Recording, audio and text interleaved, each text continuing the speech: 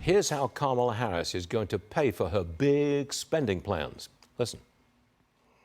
But pardon me, Madam Vice President, the question was, how are you going to pay for it? Well, one of the things is I'm going to make sure that the richest among us who can afford it pay their fair share in taxes. It is not right that teachers and nurses and firefighters are paying a higher tax rate than billionaires and the biggest corporations. And I plan on making that fair. Okay, Dave Portnoy, the guy on the right-hand side of the screen there, he's a wealthy guy, and he joins me now. How do you feel when Kamala Harris says you have to pay your fair share? I'm sure you do pay your fair share already, don't you? Yeah, I pay a ton in taxes, which is good. Like, if you're paying a lot of taxes, it means you're making a lot of money.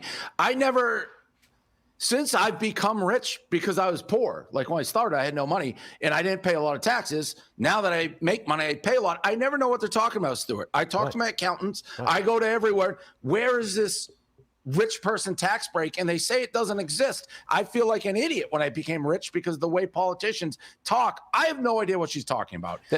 Rich people pay a lot of taxes. They never say what is a fair share.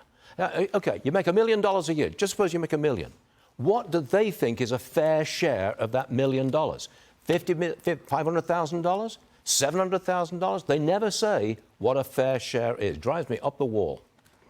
Yeah, I have no idea what they think because I pay a ton of taxes. And by the way, I'm happy to pay taxes. Like, I understand we live in a society. You need military, you need roads, you need schools. But they mismanage what they spend. That's why that's why when we do charity, I don't trust the government. Like, I don't trust them at all. So why would you want to pay all these taxes to somebody who you just fundamentally don't trust how they're going to spend the money to begin with?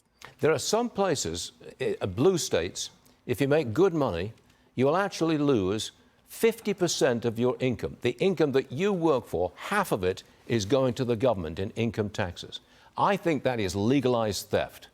I would be prepared to pay 30%. Okay, I'm up for 30%, but 50%, I'm sorry, I think that's theft. That's why I'm in Florida, Stuart. So I was in New York, and when we started making money, I looked at my finances. I said, at the end of 5 years, I can have a multi-million-dollar house in a place to live, or I can be in New York with the same amount of money and no house. And that's why everyone moved to Florida. So I agree with you. And there's, again, it doesn't explain, too, how we're at such an inflation deficit. All they say, tax the rich, tax the rich, tax the billionaires. It's an easy thing to say, but there's no real sauce behind it. That's right. I know you're heading to Texas, the Texas State Fair this weekend. I'm told you're going to do a one-bite review of all the food that's being offered. Okay, but you're a New York guy. You think you'll be okay in Texas? You think they'll accept you? Oh, yeah. Stuart, I'm the king of the South. They love me down there. If we ever annex, I could run for president down the South. They love me. I love Texas. I love the South. I don't know if I'm going to survive all this fried food. That's a different story, but I'm very excited to go. We're going to the Red River. Well, you got to call it the rivalry, but it's the Red River Shootout, Oklahoma, Texas.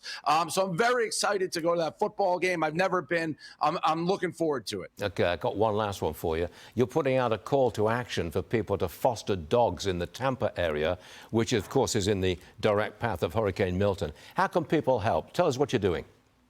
So we put out this ad. It was South Florida. They have an outdoor shelter there, that Medley shelter, so the floods would affect the dogs. And we just asked for people to basically be a foster for a week. Take in a dog. You'll probably fall in love with the dog and keep it. But I'm proud to say we had a great reaction to that post, and a ton of the dogs did find temporary homes, so they'll survive, because obviously it looks like we have a pretty severe storm coming through. You really have national influence, don't you? Oh, yeah, Stuart, come on now. It's where me and you, this banter. I start going on your show, and then we get the following up, and we help dogs. And I don't know about people. We help dogs. I like the one-bite stuff. That's really cool. One of these days I'll come. Hey, Portnoy, come back soon, please, and good luck with the fostering of the dogs down there in Tampa. That's a great idea. Good man. Thanks, Dave. Thank you. We'll see you soon.